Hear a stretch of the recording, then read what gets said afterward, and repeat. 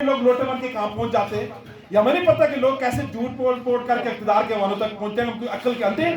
ہمیں سب کچھ پتا ہے، لیکن خدا گواہ ہم جانتے ہیں کہ اصل دنیا بھی جنت تب بن سکتی ہے، آخرت بھی جنت تب بن سکتی ہے جب اس سرزمین پر اللہ کا دین نافذ ہو جائے، جب اللہ کا دین غالب، جب قرآن غالب ہو جائے. یہ فرض عین ہے.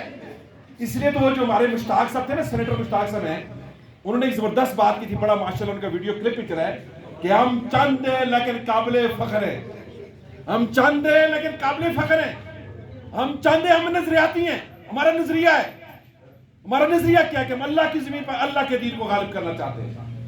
ہم چند ہیں، ہمارا قائد ہے کہ اللہ اور اس کے رسول ہمارے قائد ہیں. ہم چند ہیں، ہم خدمت خلق کرنے والے ہیں. ہم چند ہیں، ہم جمہوری لوگ ہیں. ہم چند ہیں، ہمارے اوپر کوئی کرپشن کا داغ نہیں ہے الحمدللہ. اس لیے میرے دوستو، یہ بہت ضروری بات ہے، بڑی اہم بات ہے کہ اللہ نے ہمیں موقع دیا ہے کہ ہم اس ظلم کے نظام کے خلاف کھڑے ہو جائیں.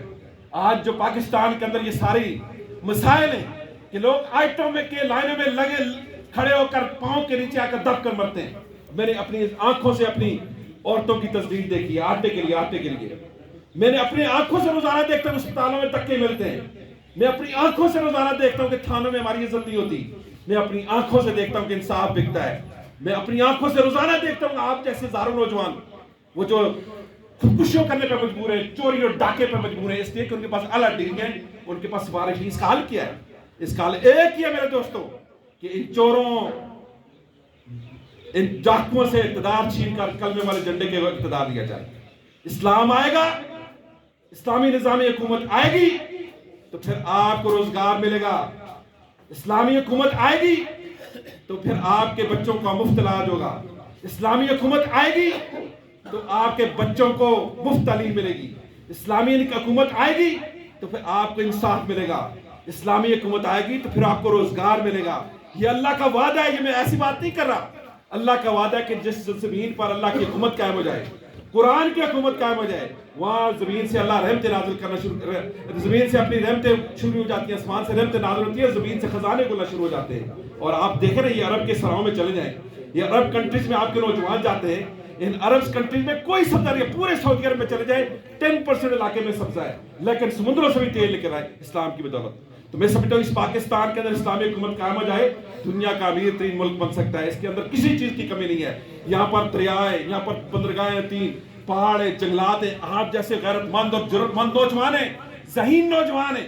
اس وقت امریکہ کے اندر جو سب سے بڑے ادارے، چاہے ہیلتھ کے ادارے ہوں، چاہے ایگریکلچر کے ادارے ہوں، چاہے بینکنگ کے ادارے ہوں، چاہے سائنٹسٹ یا فارمیسی کے ادارے ہوں، ان کے اندر سب سے ذہین لوگ پاکستانی بیٹھے ہوئے ہیں. اس لیے کہ ان کو پاکستان میں موقع نہیں ملتا باہر جا کر خدمات دیتے ہیں. تو میں سمجھتا ہوں میرے پاکستان کے اندر اگر اللہ اور اس کے رسول کی حکومت آ جائے، دیانتدار لوگوں کی حکومت آ جائے، تو یہ پاکستان دنیا کا سب سے بڑا ملک بن سکتا ہے. اور یہ کون کرے گا؟ یہ آپ نے تو دیکھ لیا کہ پی ٹی آئی کر سکتی ہے.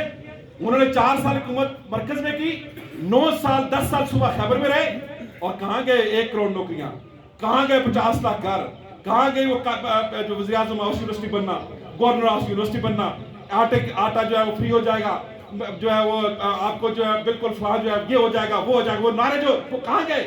اور پھر اس وقت 13 حکومتی جو پارٹیوں کا اتحاد ہے، جنہوں نے کہا تھا کہ ہم آ کر گند کو صاف کر دیں گے، اور اس کا ایک حل ہے جماعت اسلامی. اس لیے جماعت اسلامی ہے کہ جماعت اسلامی نظریاتی جماعت ہے، جماعت اسلامی جمہوری جماعت ہے. جماعت اسلامی کے پاس ایسی قیادت ہے جس کے اوپر اللہ کا شکر کہ انگلی نہیں اٹھا سکتا کہ اس نے کرپشن کی ہو، کہ اقتدار میں بھی رہے، ہر عہدہ رہا ہے، لیکن اللہ کا شکر ہے دیانتداری کے ساتھ انہوں نے اپنے آپ کو پیش کیا ہے. اس لیے جماعت اسلامی کے پاس قیادت ہے، ٹرینڈ قیادت ہے. اور ہمارے پاس ایسے تیار لوگ ہیں اور ایسے ماہر لوگ ہیں جو ایگریکلچر کے ماہر ہیں، جو ہیلتھ کے ماہر ہیں، جو ایجوکیشن کے ماہر ہیں، جو معیشت کے ماہر ہیں، جو اس پاکستان کو بمر سے نکال سکتے ہیں. اس لیے میں اس طرح کے نوجوانوں سے کہتا ہوں کہ اس کا ایک ہی حل ہے کہ آپ گھر گھر جائیں.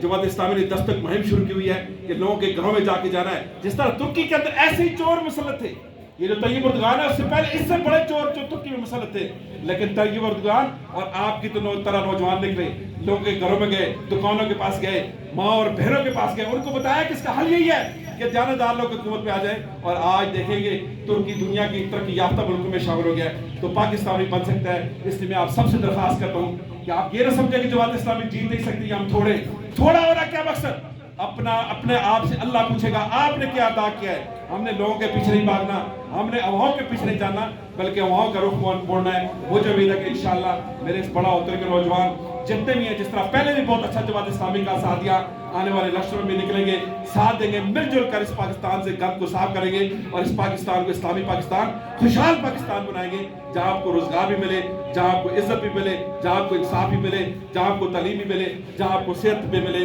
अल्लाह से दुआ है कि जो हमने बातें की इस पर अमल करने की तौफीक अता फरमाए। वो अल्हम्दुलिल्लाह रब्बिल आलमीन। जज़ाकल्लाह।